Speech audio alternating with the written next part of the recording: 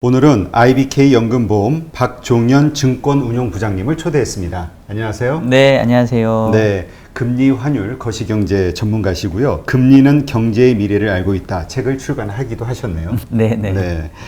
그러면 지금 글로벌 거시경제 환경이 참 네. 복잡하죠. 금융 환경도 그렇고요. 네네. 그래서 그와 관련된 첫 번째 질문으로 좀 드릴게. 그 안전자산의 대표라고 하면 이제 금을 우리가 보통 떠올리잖아요. 네네. 근데 이 금 가격도 현재 사상 최고치고요. 맞습니다. 또 위험 자산인 이 네. 주식 시장도 또 최고치를 달리고 있단 말이죠. 이게 네네. 극과 극이 같이 함께 달리는데 네네. 이 시장 상황을 어떻게 이해를 해야 될까요? 네. 일단 이제 역사적으로 이 금 가격하고 주가하고 이렇게 코릴레이션을 그어보면 의외로 상관관계가 별로 없어요. 그러니까 통계적인 그런 숫자로 보면 그냥 유의성 없음, 관계 없음 이렇게 나오는 것 같아요. 그러니까 뭐 역의 보일 것 같기도 하지만 의외로 또 같이 간 적도 있는데 대표적으로 이제 주가하고 금 가격이 같이 움직였던 때는 공통적인 현상들이 이제 유동성이 많이 풀릴 때. 아, 그러니까 결국은 지금 막대한 유동성이 풀려서 뭐 위험 자산이건 뭐 안전 자산이건 너나 할 것 없이 다 올라가는 장세라고 볼 수 있겠고요. 마치 이제 우리 그 뭐 집에 애들 놀이 할 때 보면은 이렇게 수조에 이렇게 애들 이렇게 장난감 몇 개 놓고 이렇게 놀기 해주잖아요. 네.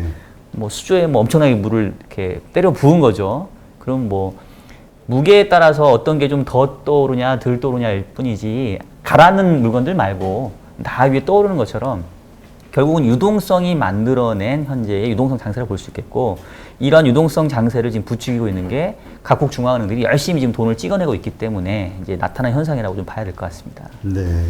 그러면 지금 상당히 지금 1900불을 돌파해가지고 네. 막 이러고 있는 상황인데 더 오를 거라고 보시나요? 그러니까 그 지금도 시장에 뛰어드는 네네. 분들이 있는데 네네.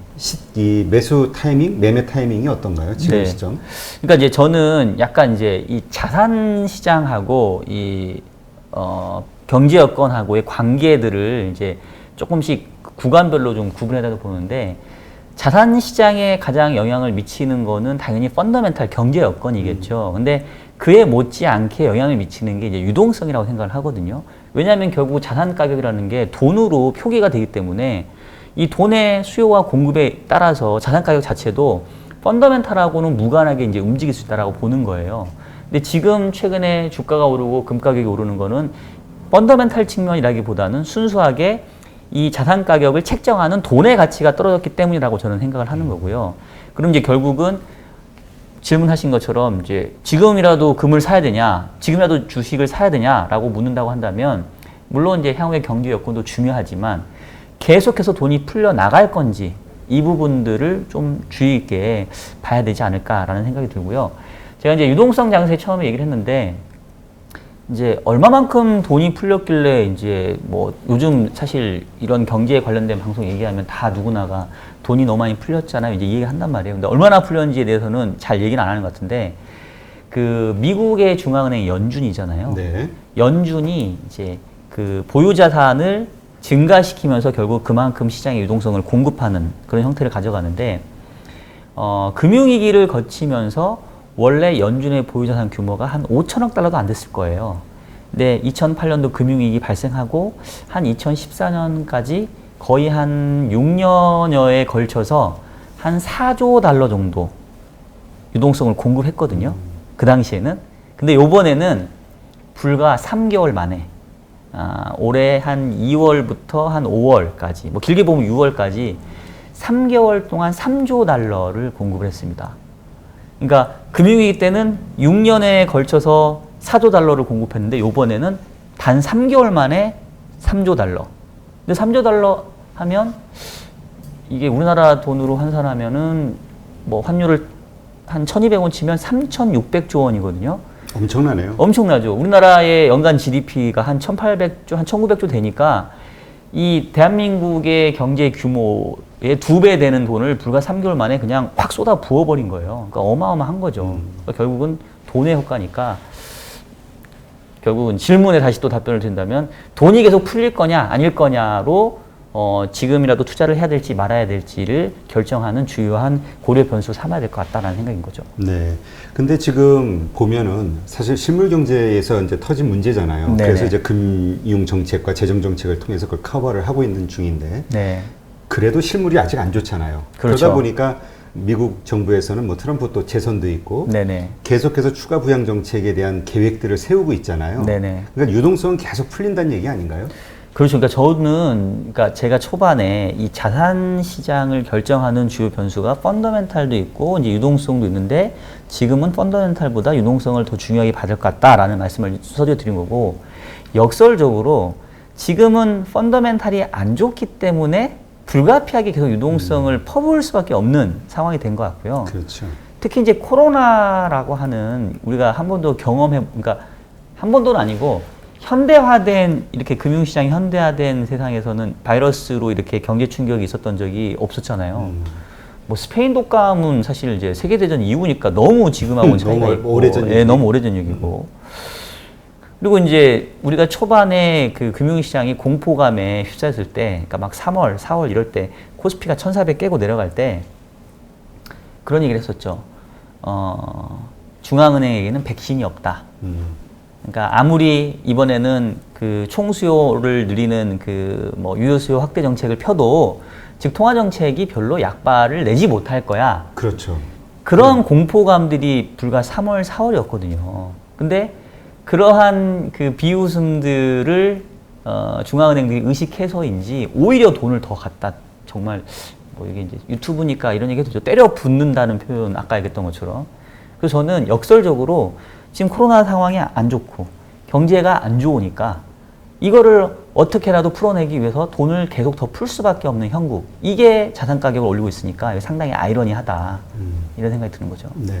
근데 이미 우리 기호지세라고 하나요? 호랑이 등이 올라탔다. 네네. 지금 상황은 스톱하거나 여기서 어떤 변수가 일어나기에는 너무나 큰 데미지를 입을 수 있는, 그러니까 네.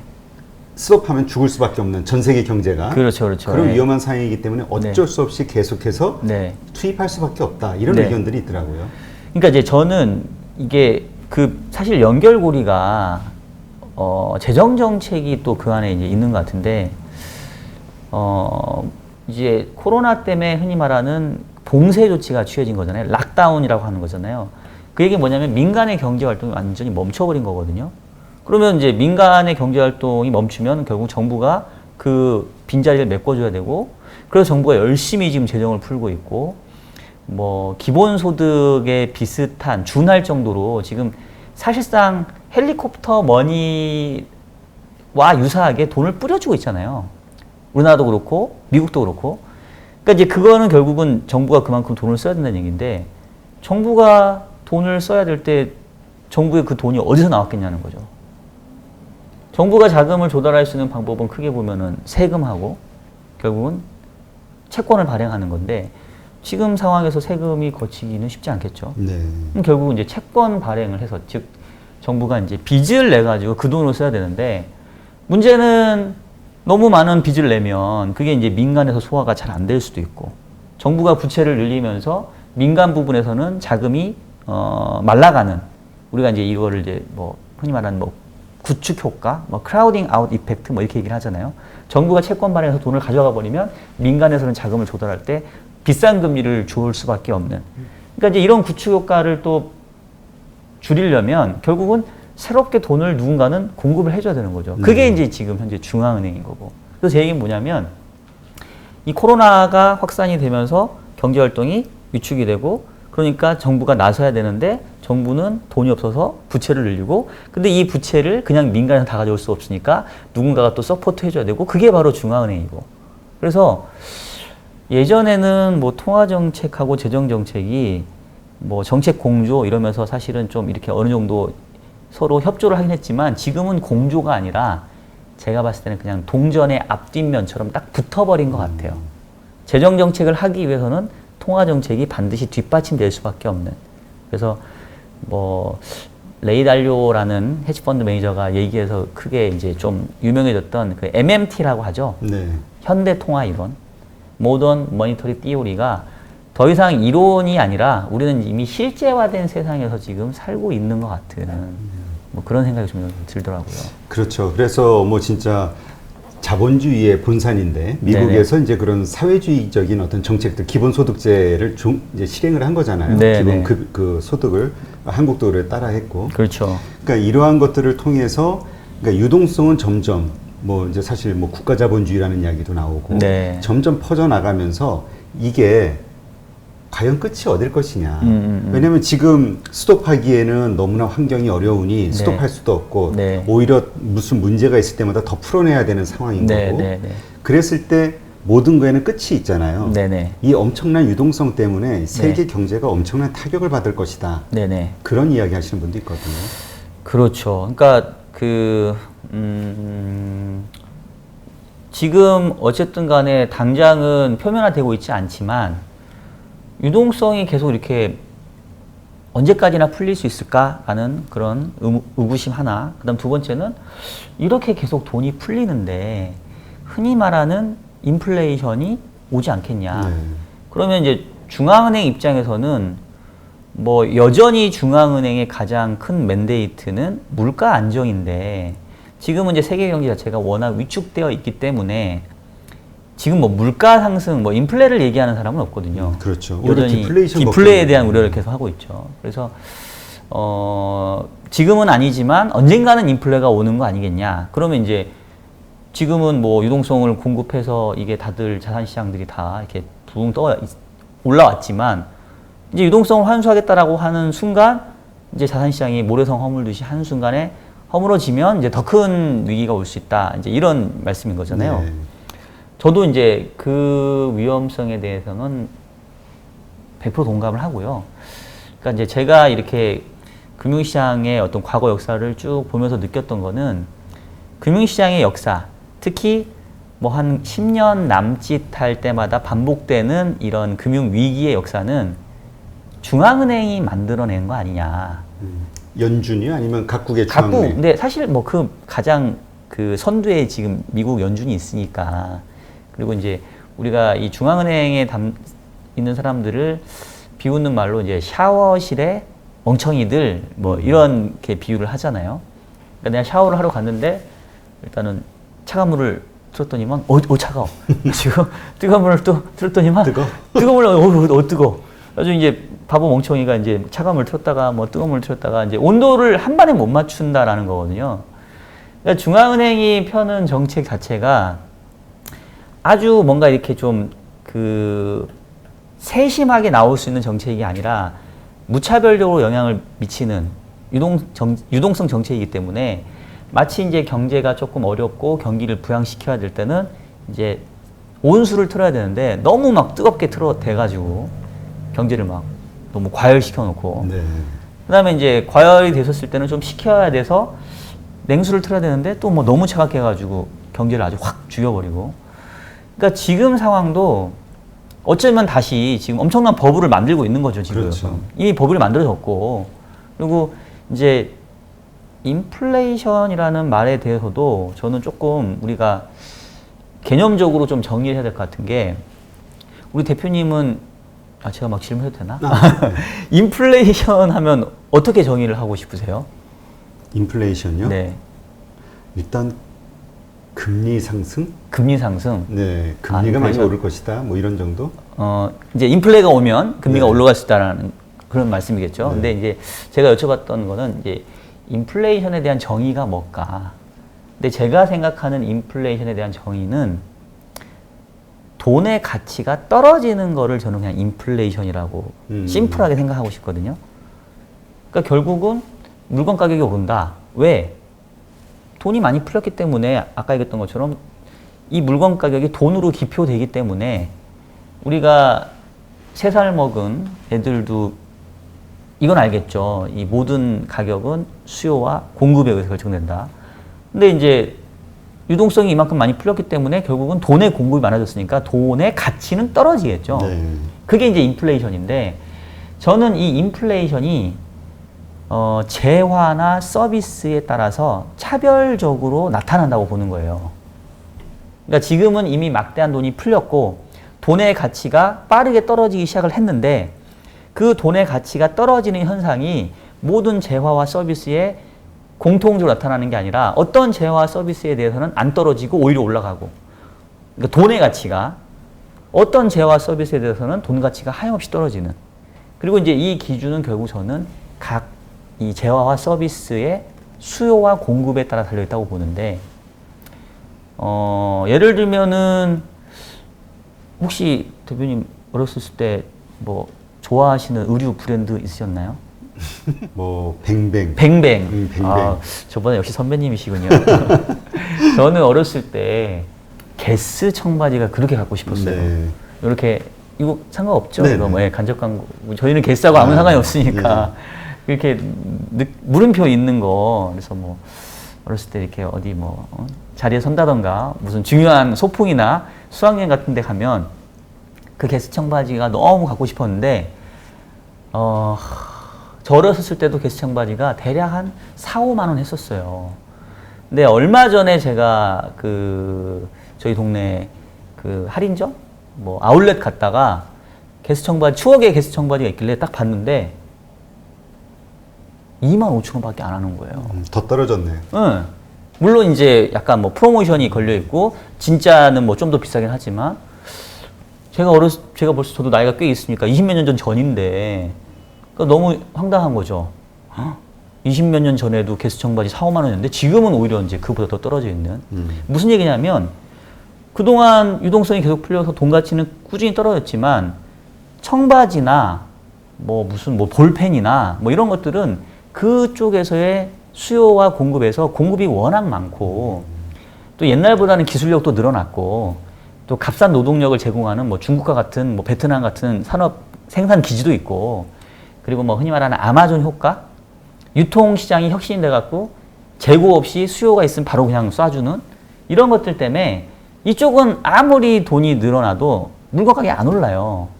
그러니까 이제 흔히 말하는 인플레이션은 지금 안 보이는 거죠, 눈앞에. 근데 반면에 부동산 가격 얼마나 올랐습니까, 지금? 그렇죠. 그 다음에 주식 또 얼마나 올랐습니까? 금 얼마나 올랐어요? 그러니까 수요와 공급상에서 공급보다는 수요가 한정적인 애들은 돈 가치가 하염없이 떨어진 거죠. 그래서 인플레이션이라고 하는 게 누구는 지금은 디플레 압력이 크다라고 얘기를 하고 저도 공감하는데 그거는 실물 경제에서의 돈의 가치를 얘기하는 거고 자산 시장에서의 돈의 가치는 이미 떨어졌다. 그렇죠. 이미 자산 가격의 인플레는 왔다.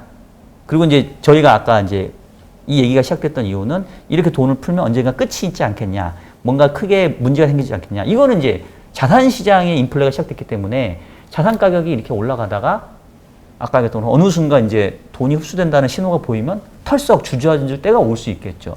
그거에 대해서는 저도 항상 이제 좀 우려를 하고 있어요. 근데 그게 이렇게 빠를 것 같지는 않다라는 생각은 들어요.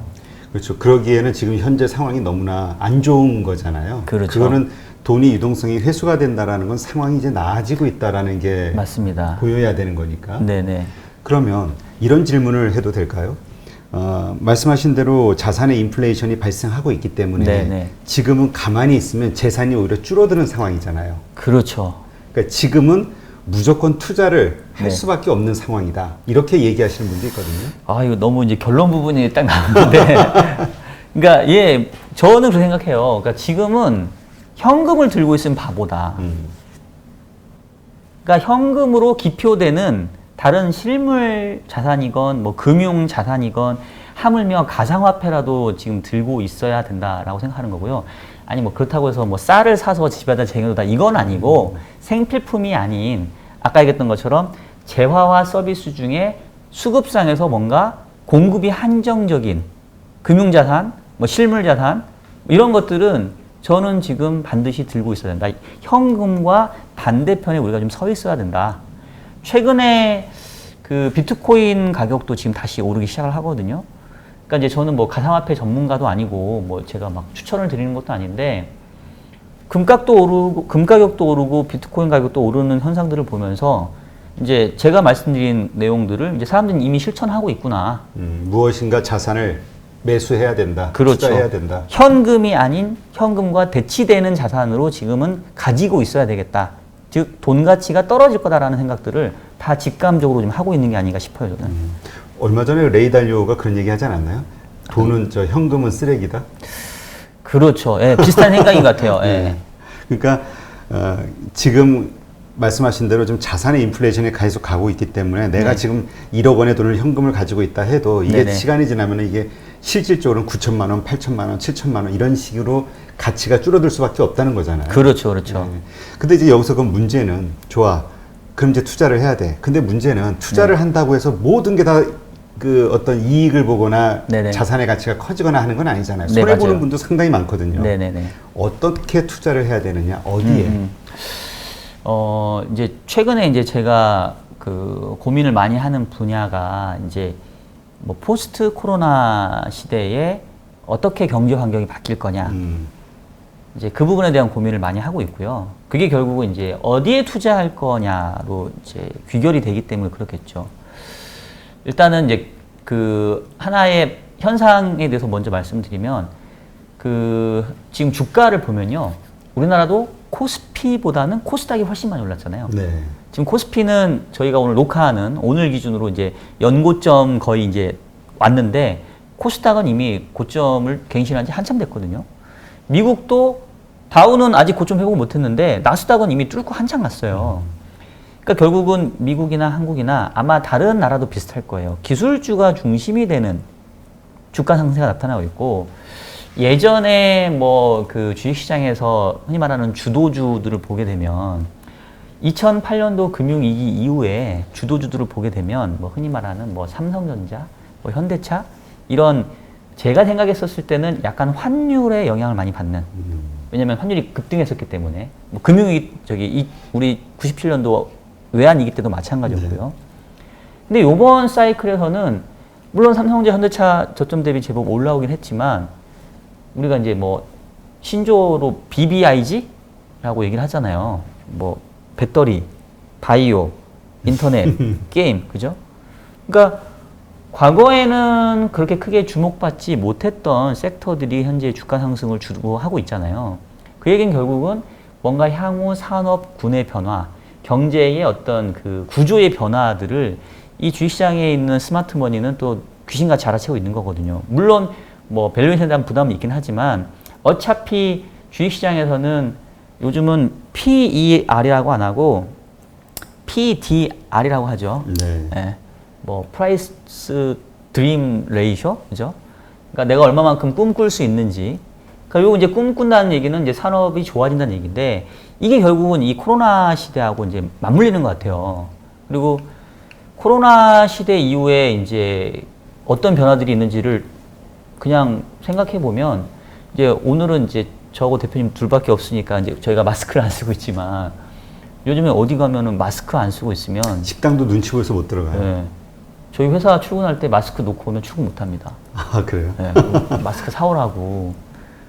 그러니까 그 얘기는 이제 마스크가 이제 필수가 됐고 사람들이 이제 대면을 하기는 하지만 옛날보다는 훨씬 덜한 상황이 되고 그리고 이제 이 포스트 코로나 시대에 제가 봤을 때는 이제 경제 주체들이 있잖아요. 크게 보면 이제 뭐 가게, 기업, 정부 이렇게 있을 텐데 이 이 경제 주체들이 다 코로나 상황을 겪으면서 그 어떤 생각의 변화, 니즈의 변화들을 많이 가져갔을 것 같아요. 그리고 이제 가장 그게 대표적인 게 또 기업이지 않을까.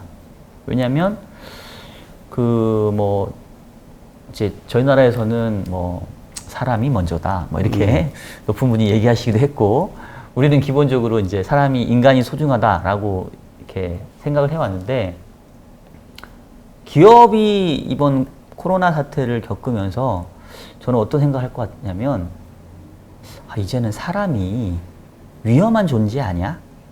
인간이 오히려 리스크 아니야? 이렇게 생각할 것 같아요. 기업 입장에서. 제가 그렇다는 건 아니고요.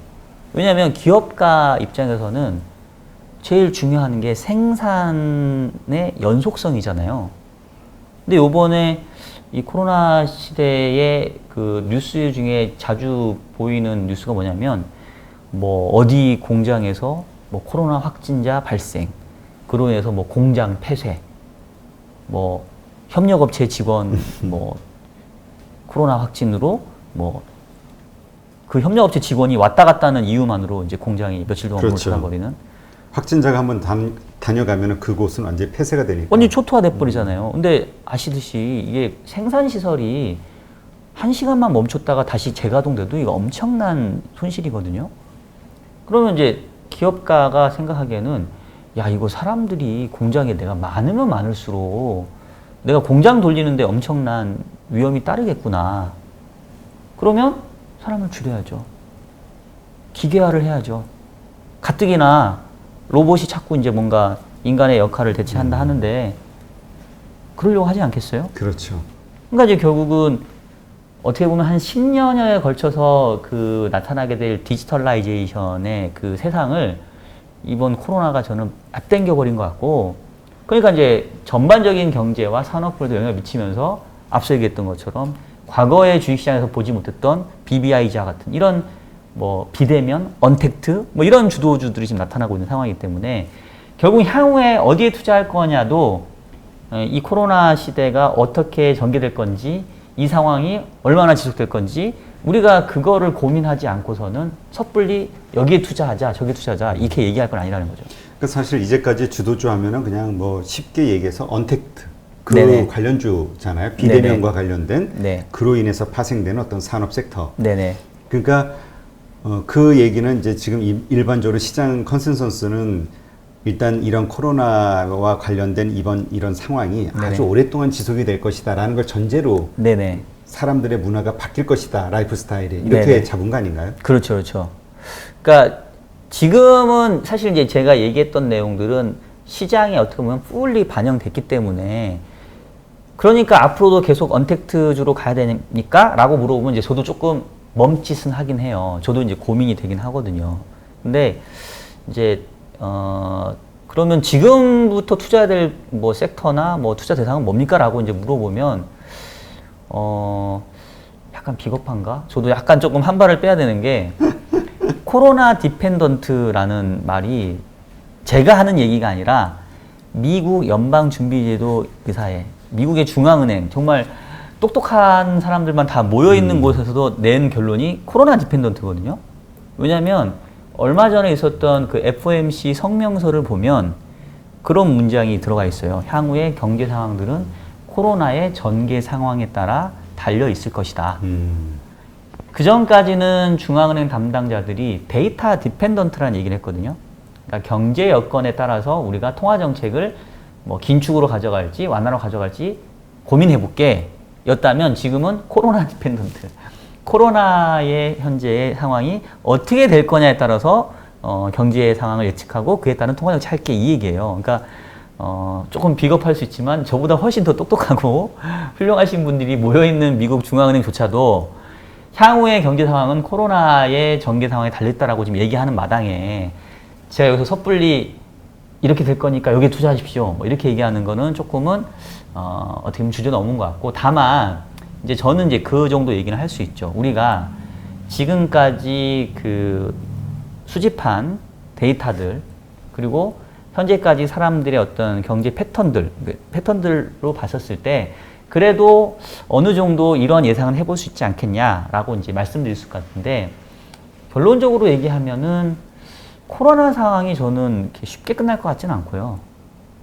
지금 뭐 백신이나 뭐 치료제가 뭐 열심히 임상 3상까지 해서 뭐 시판되는 게 조금 우리 생각했던 것보다 좀 빨라질 수 있을 것 같은데, 그게 완전히 일반 서민들에게까지 쉽게 얻어질 정도로 대중적인 공급이 되려면 저는 역시 내년은 가야 될 것 같아요. 올해는 쉽지 않을 것 같고. 그렇죠. 그리고 이 바이러스가 어디서 왔을까?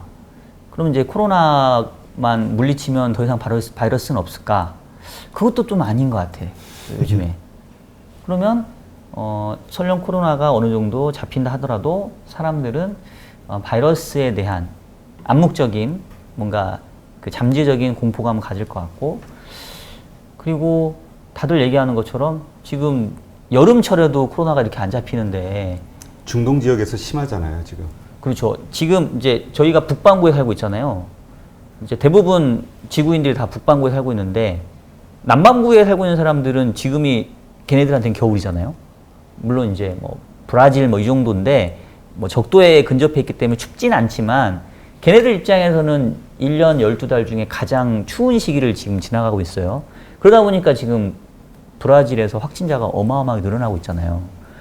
다시 북반구가 이제 겨울을 맞이하는 올해 뭐 가을, 겨울 찬바람 불기 시작하면 코로나가 이거 다시 또 2차 유행? 지금 뭐 2차 유행은 제가 봤을 때는 애교 수준인 것 같고 그러면 이 도무지 이 코로나 시대가 이거는 단기 뭔가 유행하는 이슈보다는 상당히 이제 장기에 걸쳐서 진행되는 이슈로 봐야 되지 않을까 싶고 그러면 큰 흐름상에서는 이미 언택트 종목들이 많이 왔지만 이게 그냥 잠시 유행하는 것보다는 이제 대세로 계속 어떤 산업 구조의 변화로 흘러가지 않을까 싶고 이제 이 언택트 종목들을 지원하기 위한 기존의 어떤 주도 산업들이 어떻게 여기에 서포트를 하고 접목될 것이냐에 따라서 지금은 소외됐던 기존의 흔히 말하는 올드 이코노미가 다시 주식시장에서 뭔가 인기를 얻을 것이냐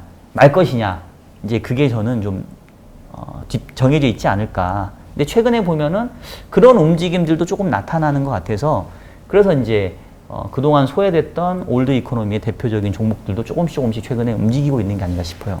올드 이코노미의 대표적인 게 어떤 건가요? 그러니까 뭐 흔히 말하는 그 중후장대 산업이라고 하죠.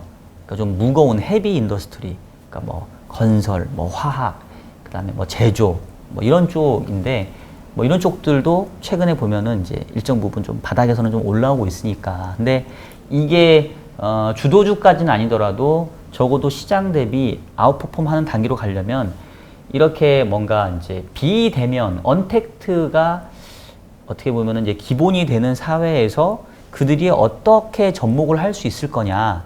그 부분들이 상당히 좀 중요해질 것 같아요. 네, 그렇군요.